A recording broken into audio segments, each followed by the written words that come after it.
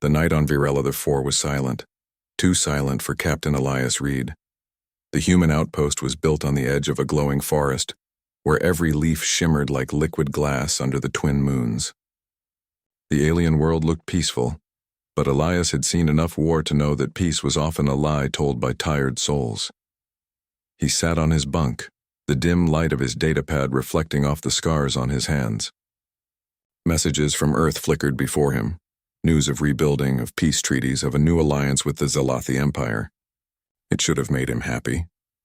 But it didn't. The war had ended, yes. But for Elias, the silence after war was worse than the sound of battle. The screams, the loss, the faces of his squad, every night they came back to him. He closed the pad and rubbed his eyes. His quarters were small, just a metal box with a bed and a view of alien rain falling against the glass.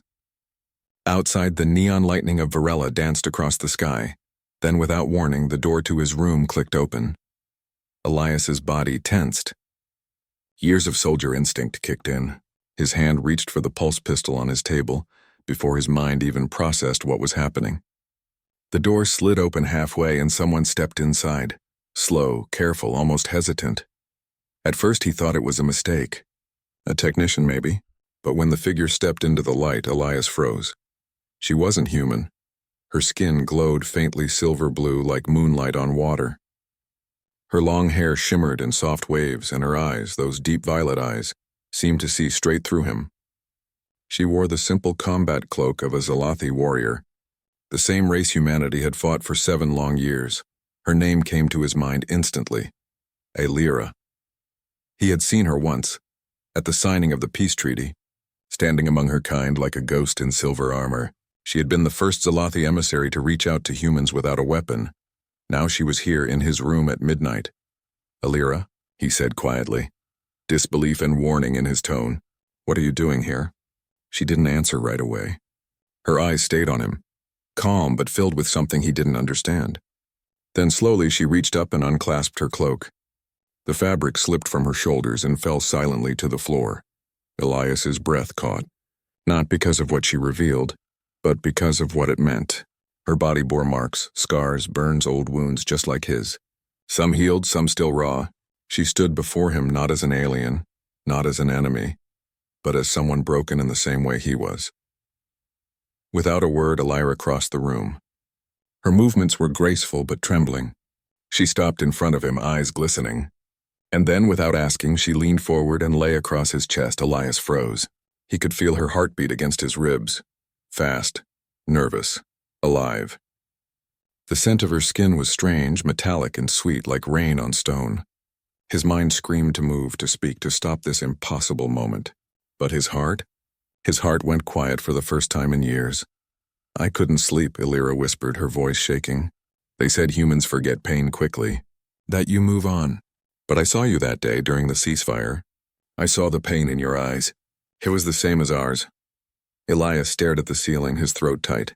He wanted to tell her she was wrong, that humans didn't forget, that every face he lost still lived behind his eyes. But he couldn't speak. His voice would only break. For a long time they stayed like that. 2 survivors from different worlds, bound by the same invisible wound. No words, no lies. Just the quiet hum of the outpost and the slow rhythm of 2 hearts learning how to beat again. Outside, the rain began to fall harder, washing over the glass. Inside, Elias closed his eyes and finally let himself breathe. For the first time since the war ended, he didn't feel alone. And somewhere deep inside, a spark of peace began to form, fragile, warm, and human. The night on Virella 4 was silent, too silent for Captain Elias Reed.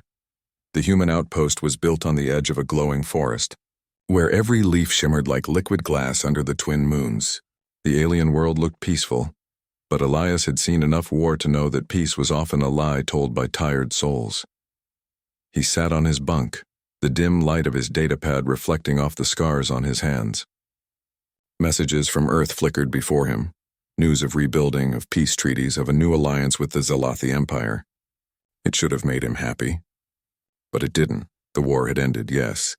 But for Elias, the silence after war was worse than the sound of battle. The screams, the loss, the faces of his squad, every night they came back to him. He closed the pad and rubbed his eyes. His quarters were small, just a metal box with a bed and a view of alien rain falling against the glass. Outside, the neon lightning of Varela danced across the sky. Then, without warning, the door to his room clicked open. Elias's body tensed. Years of soldier instinct kicked in. His hand reached for the pulse pistol on his table before his mind even processed what was happening. The door slid open halfway and someone stepped inside. Slow, careful, almost hesitant. At first he thought it was a mistake. A technician maybe, but when the figure stepped into the light, Elias froze. She wasn't human. Her skin glowed faintly silver blue like moonlight on water. Her long hair shimmered in soft waves, and her eyes, those deep violet eyes, seemed to see straight through him. She wore the simple combat cloak of a Zalathi warrior, the same race humanity had fought for 7 long years. Her name came to his mind instantly. Aelira. He had seen her once, at the signing of the peace treaty, standing among her kind like a ghost in silver armor. She had been the first Zalathi emissary to reach out to humans without a weapon. Now she was here in his room at midnight. "Aelira," he said quietly, disbelief and warning in his tone. "What are you doing here?" She didn't answer right away. Her eyes stayed on him, calm but filled with something he didn't understand. Then slowly she reached up and unclasped her cloak. The fabric slipped from her shoulders and fell silently to the floor. Elias's breath caught, not because of what she revealed, but because of what it meant. Her body bore marks, scars, burns, old wounds just like his. Some healed, some still raw. She stood before him not as an alien, not as an enemy, but as someone broken in the same way he was. Without a word, Aelira crossed the room. Her movements were graceful but trembling. She stopped in front of him, eyes glistening. And then, without asking, she leaned forward and lay across his chest. Elias froze. He could feel her heartbeat against his ribs. Fast, nervous, alive. The scent of her skin was strange, metallic and sweet like rain on stone. His mind screamed to move, to speak, to stop this impossible moment. But his heart? His heart went quiet for the first time in years. "I couldn't sleep," Aelira whispered, her voice shaking. "They said humans forget pain quickly, that you move on. But I saw you that day during the ceasefire. I saw the pain in your eyes. It was the same as ours." Elias stared at the ceiling, his throat tight. He wanted to tell her she was wrong, that humans didn't forget, that every face he lost still lived behind his eyes. But he couldn't speak. His voice would only break. For a long time they stayed like that. 2 survivors from different worlds, bound by the same invisible wound. No words, no lies. Just the quiet hum of the outpost and the slow rhythm of 2 hearts learning how to beat again. Outside, the rain began to fall harder, washing over the glass. Inside, Elias closed his eyes and finally let himself breathe. For the first time since the war ended, he didn't feel alone. And somewhere deep inside, a spark of peace began to form, fragile, warm, and human. Captain Elias Reed walked through the cold metal halls of the human outpost, his boots echoing softly. Every step felt heavier than the last. The war was over, yet somehow peace felt harder to carry than his old rifle. His mind wasn't in the command room. It was still back in his quarters where Aelira had stood, fragile and strong all at once. When he entered command, Commander Rains was waiting for him.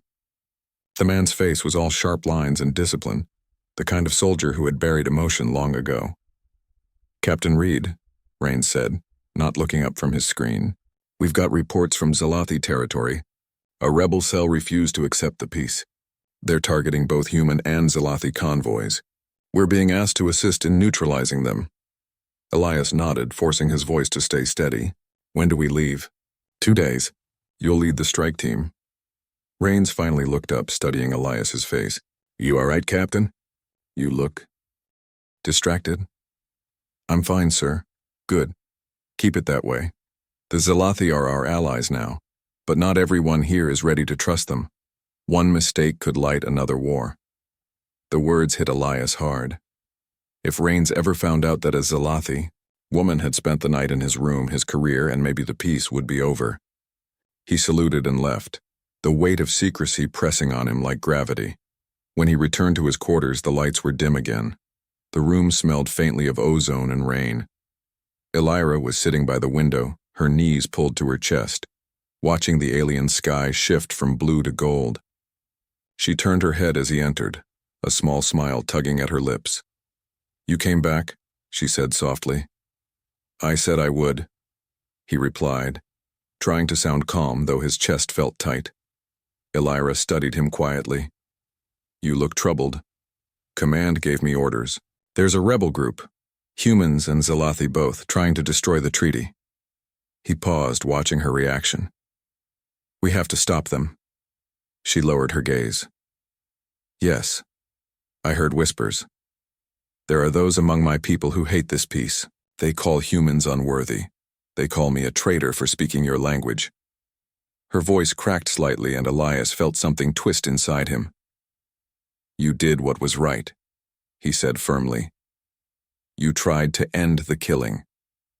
Elira looked up at him, her eyes glistening. "Did we end it, Captain?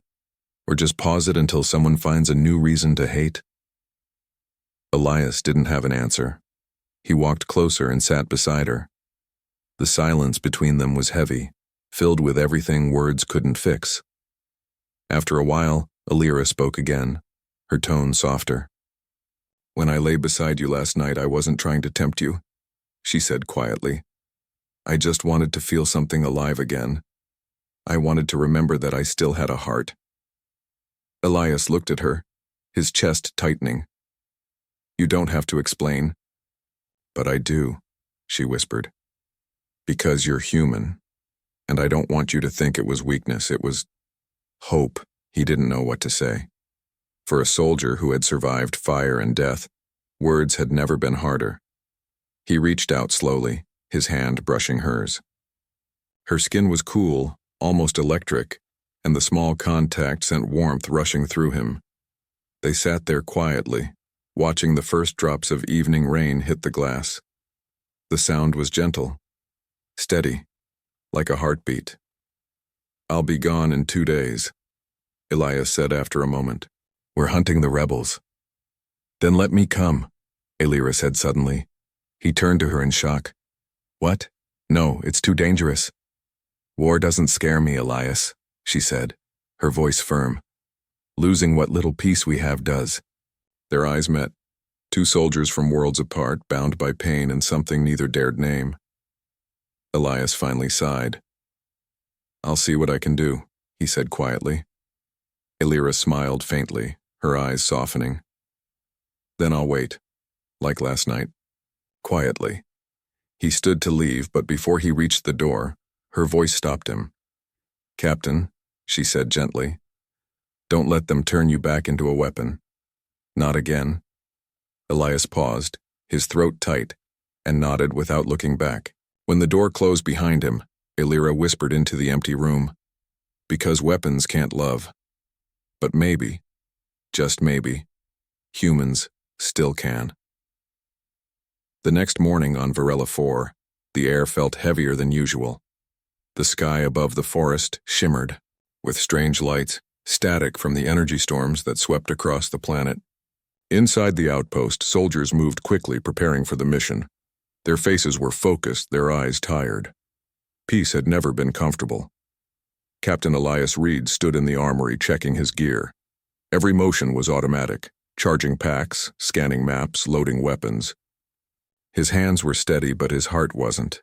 He kept thinking of Elira, of her quiet voice, her trembling hand, the way she looked at him like she saw something worth saving. He had been many things, a soldier, a survivor, a killer, but never someone who deserved that kind of look.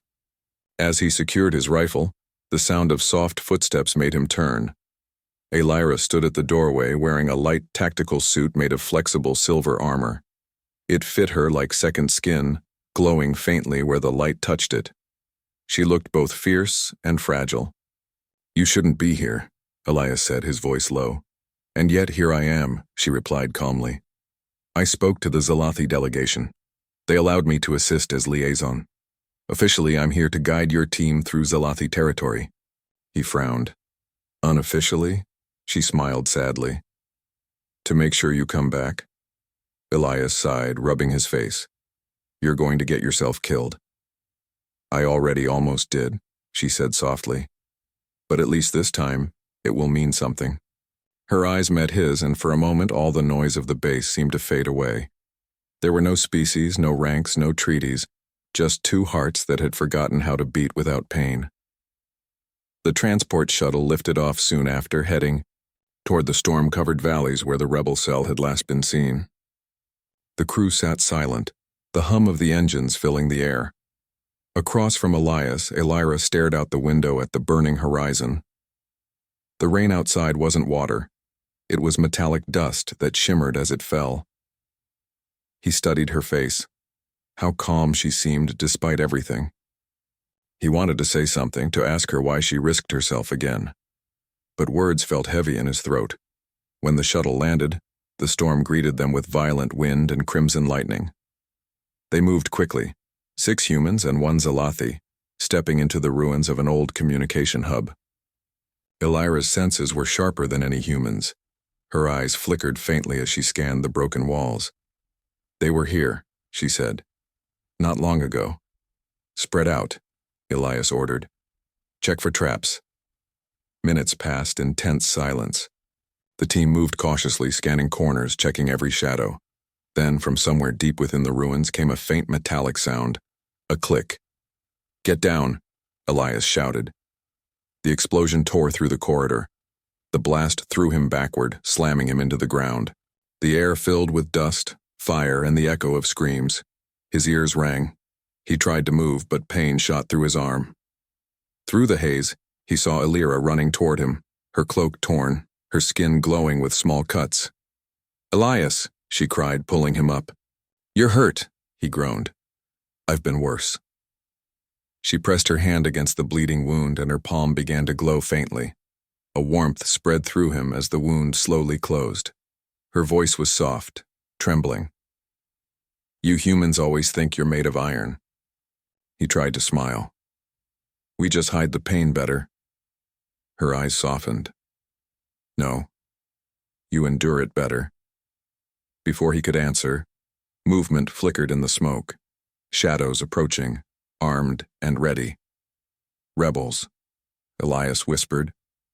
Elira stood up, her silver eyes narrowing. "Then let them come." When the rebels opened fire, Elias and Elira moved as one. Human precision and Zalathi grace, 2 soldiers who once tried to destroy each other now fought side by side.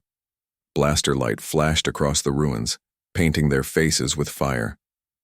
When the last rebel fell, silence returned, broken only by the sound of distant thunder. Elias lowered his rifle, breathing hard. Elira stood beside him, her chest rising and falling, eyes still bright with adrenaline. He looked at her, really looked. Her hair clung to her skin, her body trembling slightly. And yet she looked alive, more alive than he'd ever seen anyone. "You shouldn't have come," he said again, his voice shaking. She looked at him with tired, gentle eyes. "Then why are you glad that I did?" Elias couldn't answer. The truth sat heavy in his chest, louder than any explosion. He turned away, staring into the storm. "Because I didn't want to fight this one alone." Elira smiled faintly, the rain running down her face like silver tears. "You never have to again," she whispered, and for the first time Elias believed her. The storm outside had passed, but inside the ruined outpost the air was still thick with smoke and dust. The battle was over. The rebels were gone, some dead, some captured, but the silence that followed was not peace. It was the silence that always came after killing, a quiet reminder that victory never felt like it should. Captain Elias Reed sat on a broken wall, his armor dented, his arm wrapped in bandages. Around him, his team worked in silence, cleaning weapons and tending wounds. Elira moved among them, helping where she could. Her silver-blue skin was streaked with dirt and blood, yet her calm presence seemed to steady everyone around her. When their eyes met across the smoky ruins, Elias felt something he hadn't felt in years, a sense of calm that had nothing to do with the end of a fight. As night fell, the team set up temporary shelter near the wreckage. The fire crackled softly, casting orange light on metal walls. One by one, the soldiers drifted into restless sleep, leaving only Elias and Elira awake beneath the alien stars. She sat beside him, quiet and thoughtful. Her long hair shimmered faintly in the firelight, her gaze fixed on the sky where the twin moons rose slowly. They were young, she whispered after a long silence. The rebels. Most of them looked like children.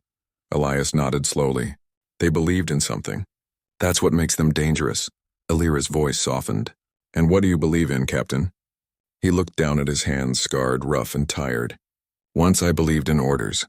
Then in survival. Now, I don't know. Maybe I just believe in trying to be human again. Elira turned her head toward him. You say that like it's something lost. He met her eyes. Maybe it is. She was quiet for a moment, then reached out, her hand resting gently on his. Her touch was cool and steady. Among my people, she said softly, we have a word, a selnar. It means the part of the soul that refuses to die, even when everything else does. Elias's breath caught. Do I still have that? Illyra smiled faintly. You wouldn't be here if you didn't. They sat in silence again, the firelight flickering between them. The night was calm, but there was something heavy in the air, something unspoken, fragile. After a while, Elias broke the quiet.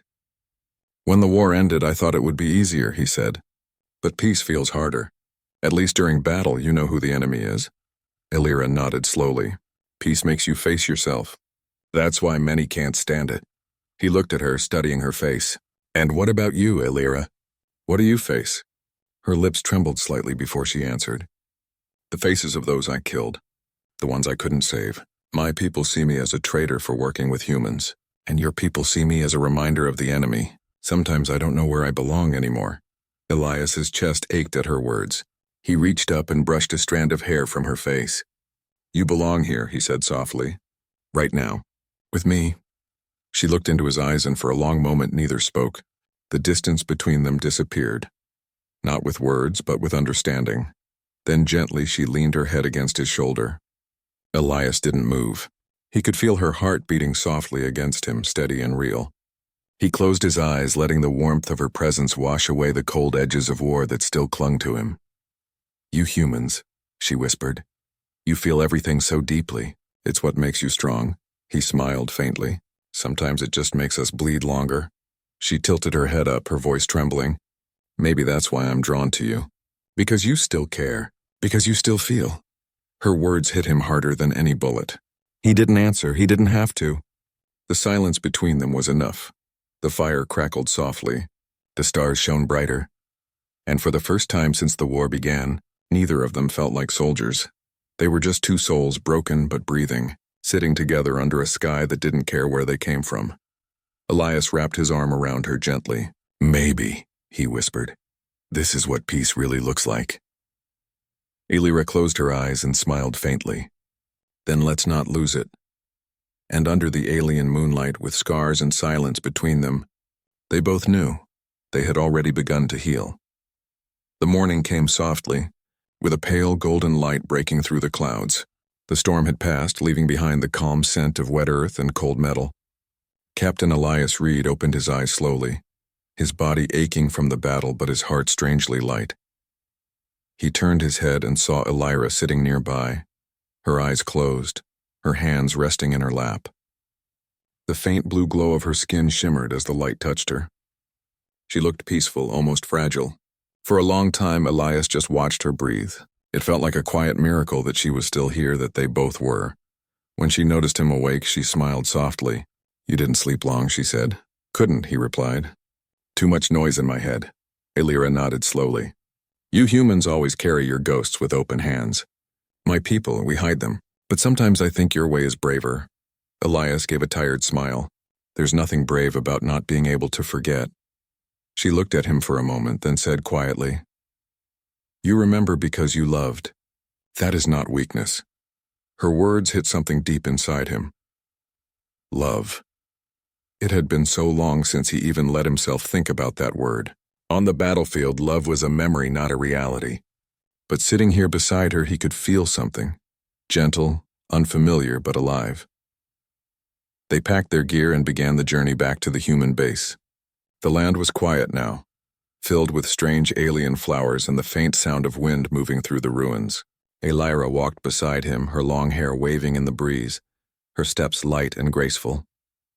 At one point she stopped and said softly, "Elias, if we survive this peace, what will you do?" He paused, thinking. "I don't know. Maybe go home. Maybe find a small place on Earth where the stars still look clear. And you?" Elira looked at the horizon. "I don't think I have a home anymore. My people see me as a bridge they don't want to cross. Your people see me as a shadow of what they lost." Elias turned to her, his voice firm. "Then build a new home. Somewhere that's yours." She met his gaze. "And would you come if I asked?" The question stunned him. It wasn't playful. It was quiet, real, filled with something fragile and human. Elias didn't answer right away. His throat felt tight. "I don't know if I belong anywhere anymore," he said. "Then maybe," she whispered, "we can belong nowhere together." For a moment, everything stopped. The wind, the sounds, even his heartbeat. The world felt smaller, closer. He could see the hope in her eyes, soft and uncertain.